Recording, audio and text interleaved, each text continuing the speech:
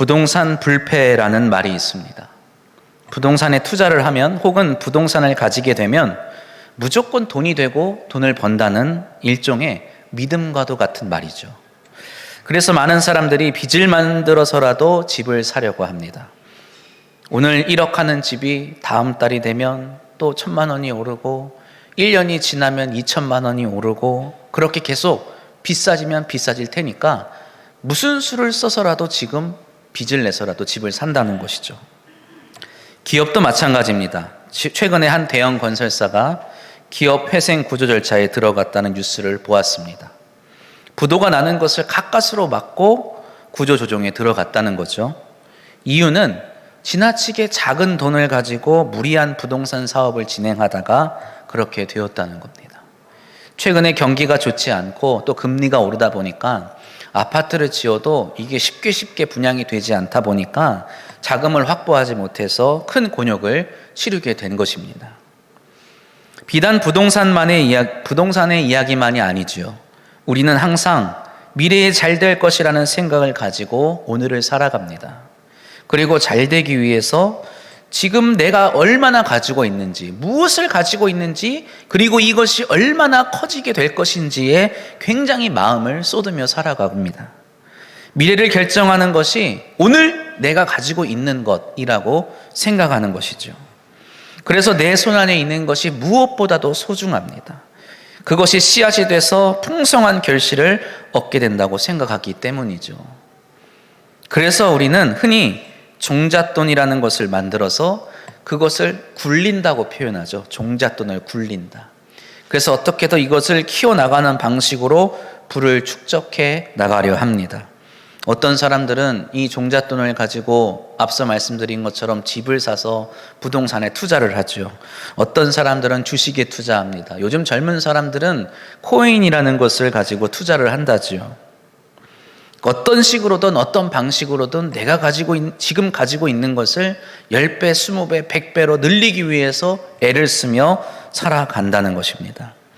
종잣돈이 없는 사람들은 어떡합니까? 나 자신을 개발해서 좋은 미래를 만들려고 하죠. 내가 가진 것이 없으니까 나를 통해서 뭔가 좋게 해보려고 하는 겁니다. 흔히 말하는 스펙을 만드는 것이죠. 좋은 대학을 나와서 좋은 기업에 입사해서 높은 직급을 향해 승진하는 것을 목표로 삼는 것입니다. 그래서 요즘 젊은 사람들을 볼 때에 이 사람이 어떠한 삶을 살게 될 것인가를 기대하고 예상할 때에 무엇을 보느냐? 얼마 가지고 있는가? 어느 직장에 다니고 있는가? 이런 것들을 보고 판단하게 되는 것이죠. 좋은 학력을 가지고 있는지, 직장은 어디를 다니고 있는지. 그러나 그 사람을 더 확실하게 보증해 주는 것은 그가 통장에 얼마를 가지고 있는가가 확실한 보증이라고 말을 합니다. 부끄러운 세상의 농담입니다만 사람이 조물주는 될 수 없으니까 조물주 다음으로 위대한 건물주가 사람 중에 제일 위대한 사람이라고 말을 하죠. 제가 이런 말을 한다고 해서 공부해서 좋은 대학 가는 것을 나쁘게 말하는 것이 아닙니다. 열심히 일을 해서 돈을 버는 것이 나쁘다고 말씀드리는 게 아니에요. 그것들은 정말 칭찬받을 만한 일입니다. 성실하게 일하는 것, 그것은 정말 필요한 일입니다. 그리스도인들도 성실하게 살아가야 하지요. 그러나 성실하게 사는 것과 만모니즘, 만몬을 숭배하는 것과는 분명한 구분이 있어야 한다는 겁니다. 만모니즘이란 무엇일까요? 황금을 신으로 섬기는 것입니다. 물질 만능주의 또는 배금주의라고도 말하지요. 가나안 땅에 있었던 만몬이라는 신을 섬기던 그 신앙에서 유래한 것입니다. 재산과 소유, 재물의 절대적인 가치가 있다고 믿으면서 그것이 나의 삶의 절대적인 기준이 되는 것, 그것이 바로 만모니즘입니다. 가난한 사람은 게으르고 악한 사람, 부유한 사람은 성실하고 선한 사람이라는 논리는 이 만모니즘에서 나온 거예요. 성실한 사람도 정직한 사람도 가난하게 살 수도 있는 것입니다. 그것은 우리가 알 수가 없는 거예요. 그 사람이 악하고 그 사람이 편법을 쓰고 그 사람이 성실하지 않아도 부유할 수가 있다는 겁니다. 그러나 만모니즘은 그렇게 말하지 않아요. 부가 곧 선이고 가진 것이 곧 좋은 것이라는 것이 바로 맘모니즘이 말하는 삶의 기준인 것이죠. 주일날 예배를 다 드린 후에 하나둘 성도님들이 귀가하시고 나서 그레이스홀에 한번 내려가 봤는데 우리 학생부 학생 몇 명이 이렇게 컴퓨터로 드라마를 보고 있더라고요. 몇 년 전에 방영되었던 1,000원짜리 변호사라는 드라마였습니다. 그 드라마에 나오는 주인공은 당연히 변호사입니다. 유능한 검사의 생활을 뒤로 한 채 돌연 변호사가 되어서 많은 사람들의 사건을 맡아서 변호를 해주는 일을 하고 있는데, 이 사람이 특이한 것은 사건을 수임할 때 받는 수임료가 단돈 얼마요? 1,000원입니다. 저는 변호사를 만난 일이 없어가지고 정확하게 얼마를 받는지는 모르는데 이거보다는 훨씬 비싸다는 건 알고 있어요. 어떤 일이든 그것이 어떻게 어렵고 힘든 일이건 큰 사건이든 간에 따지지 않고 이 변호사는 얼마요? 단돈 1,000원만 받고 그 일을 맡아서 그 사람을 위해서 변호를 해준다는 것이죠. 흥미진진한 이야기로 인기를 많이 끌었습니다만 예상보다 일찍 드라마가 조기 종영하게 됩니다.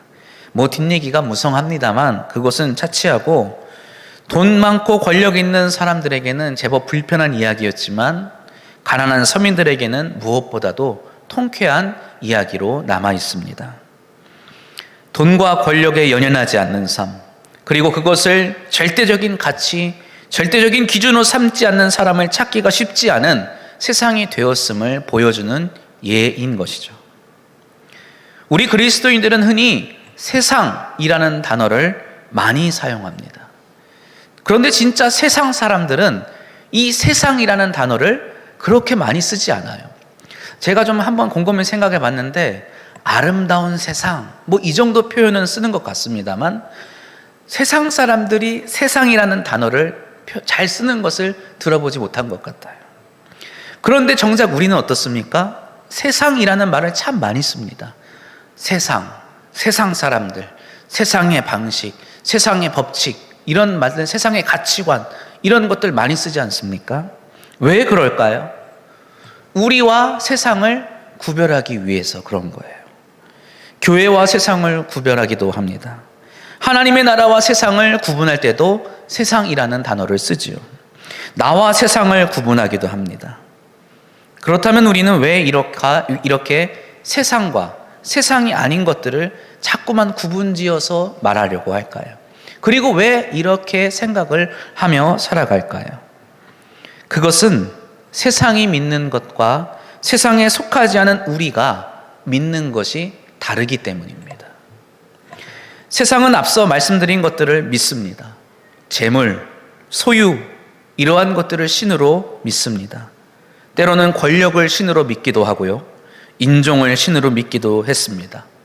과학을 신으로 믿기도 하는 사람이 있는 반면 정치, 경제, 이러한 것들을 신으로 믿는 사람들도 있습니다.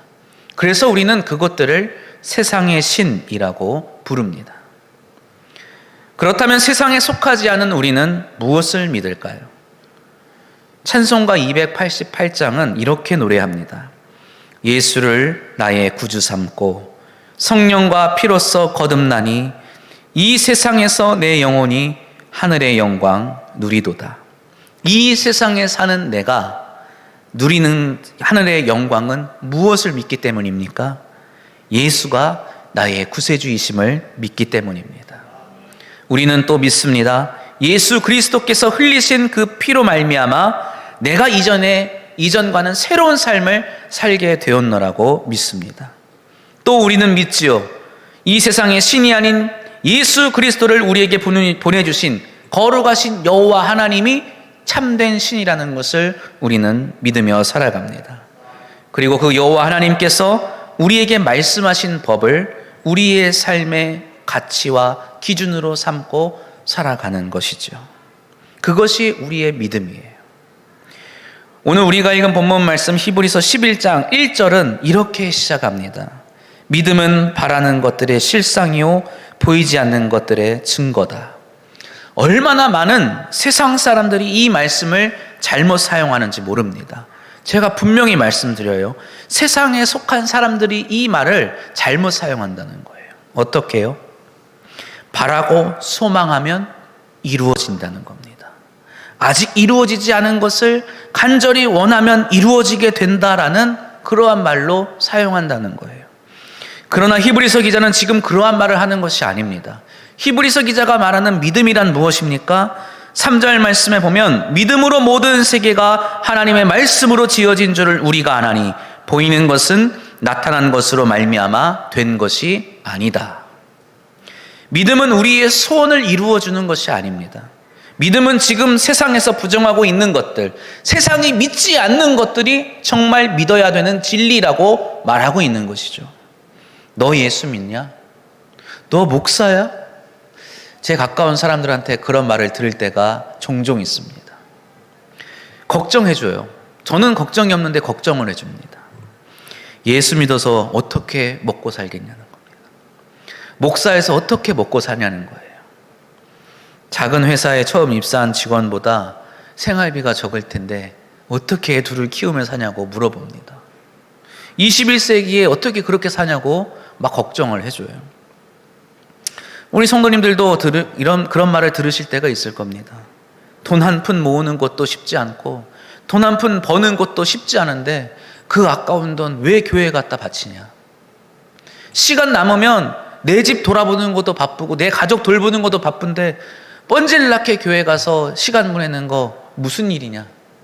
그런 소리 한번 들어보신 적 있을 겁니다. 인생 낭비하는 사람처럼 말하는 사람들이 있어요. 성도 여러분, 왜 우리는 그렇게 살아갑니까?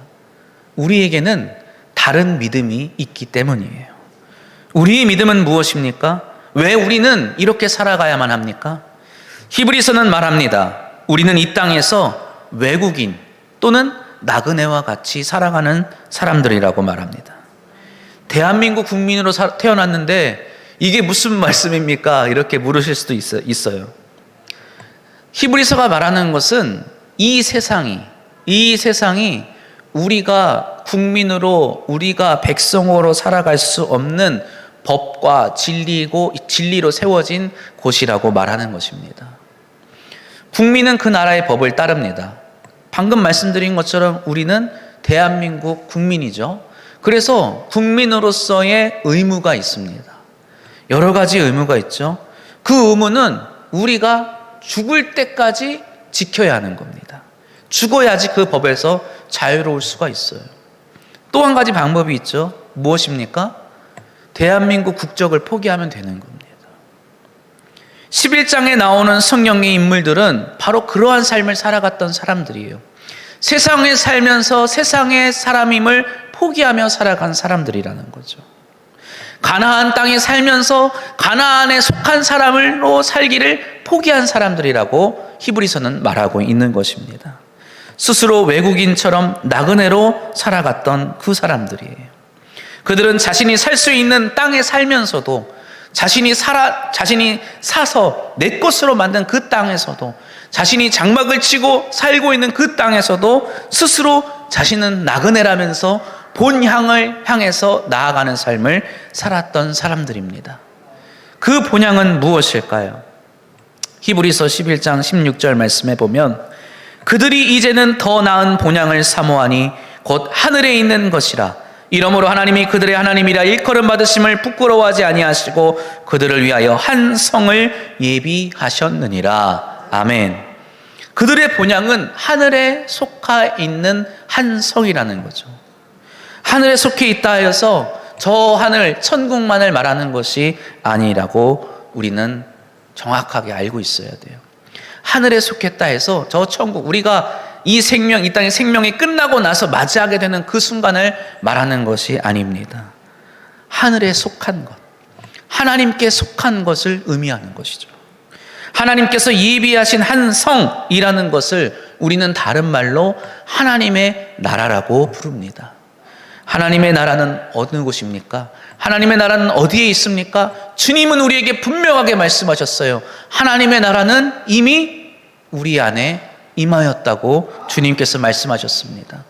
하나님의 나라라는 것은 하나님의 뜻이 이루어지는 곳, 하나님의 뜻대로 다스려지는 것임을 말씀하는 것이지요. 사랑하는 성도 여러분, 저와 여러분은 다른 것 다 차치하고서라도 하나님을 믿으며 살아가는 사람들입니다. 하나님의 뜻대로 살아가기를 소망하고 힘쓰며 살아가는 사람들입니다. 그래서 나의 삶 속에는 다른 것 무엇보다도 하나님의 뜻이 이루어지기를 간절히 염원하며 노력하며 살아가는 사람들이죠. 그렇기 때문에 우리의 삶이 곧 하나님의 나라가 되는 것이지요. 또 우리는 새벽마다 날마다 고백합니다. 뭐라고 고백합니까? 하늘에 계신 우리 아버지, 아버지의 이름을 거룩하게 하시며 아버지의 나라가 오게 하시며 아버지의 뜻이 하늘에서와 같이 땅에서도 이루어지게 하소서. 이 땅에 하나님의 뜻이 온전하게 이루어지는 그날, 이 땅은 온전히 하나님의 나라가 될 줄로 믿습니다. 그러나 지금은 여전히 그때가 오지 않고 있어요. 여전히 지금은 그때가 아니라는 것을 우리는 알고 있습니다. 세상, 하나님께 속하지 않은 세상 곳곳에서 지금도 전쟁과 폭력이 끊임없이 일어나고 있어요. 서로가 시기하고 분쟁합니다. 약탈하고 차별하며 살아가고 있어요. 그러나 하나님의 나라가 전혀 없는 것은 아니죠. 이 땅에도 하나님의 나라가 있습니다. 어디에 있어요? 바로 저와 여러분의 가정이 하나님의 다스림이 있는, 하나님의 뜻이 이루어지는 하나님의 나라임을 믿으시기를 바랍니다. 가나안 땅에 많은 민족들이 살고 있었어요. 하나님을 모르고 하나님을 경외하지 않는 사람들이 있었죠. 여러 가지 각각의 우상을 숭배하며 그것들이 그들의 삶을 지켜주는 것이라고, 그것들이 자신들을 복되게 해주는 것이라고, 그것들이 자신들의 신이라고 믿으며 살아가는 많은 사람들이 있었습니다. 그런데 그 땅에 아브라함의 장막이 있었어요. 적어도 그 장막 안에서는, 아브라함이 살고 있는 아브라함의 장막 안에서는 오직 여호와 하나님만이 삶의 절대적인 기준이 되었음을 기억하시기를 바랍니다. 아브라함은 다른 것 많이 있어도, 주변에 다른 신이 많이 있어도 오직 하나님이 말씀하시는 대로 살아가는 사람이었음을 우리는 기억해야 할 것입니다.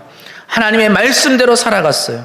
하나님의 말씀이 이루어졌습니다. 하나님의 말씀이 아브라함과 그의 자손들과 함께 하셨음을 우리는 성경을 통해서 알고 있어요. 그 믿음의 대는 흘러 어디까지 이어졌다고 성경은 말합니까? 예수 그리스도를 통하여 저와 여러분에게도 그 믿음의 대가 이어졌다고 성경은 말을 하고 있는 거예요.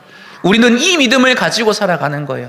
아브라함과 이삭과 야곱의 하나님만이 아니라 그 하나님이 나의 하나님이심을 믿으며 살아가는 것이죠.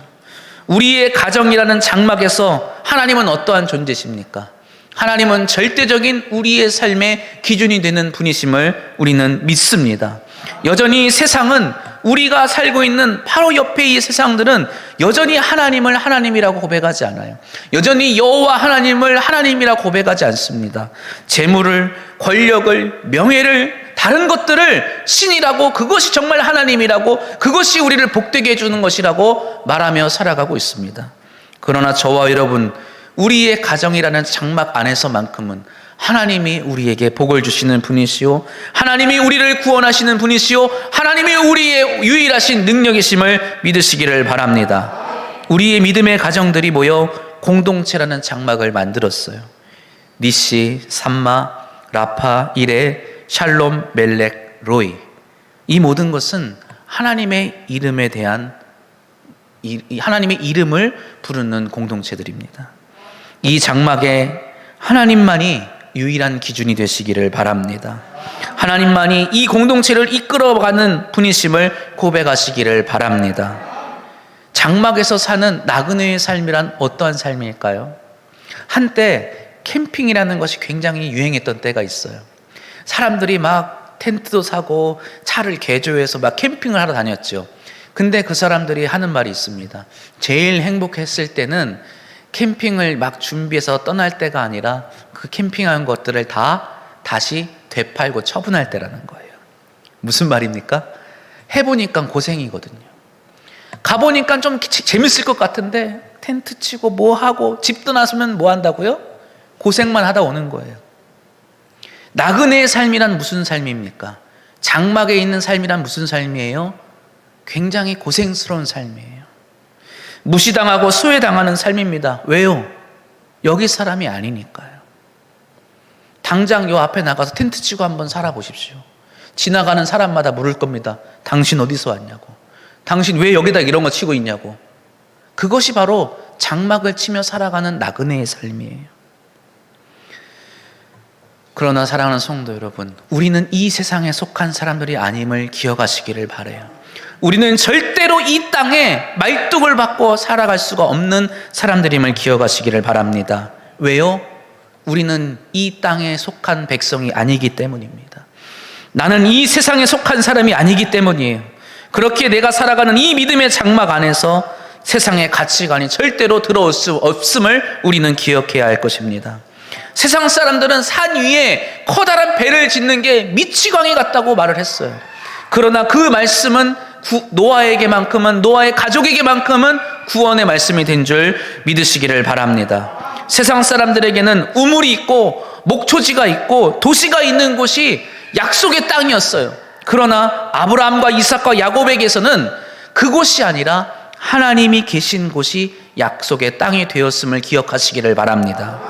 세상 사람들에게는 돈이 돈을 불러옵니다. 권력이 출세를 불러옵니다. 계략과 모략을 동원해야지 이득을 보는 세상이 이 세상이에요.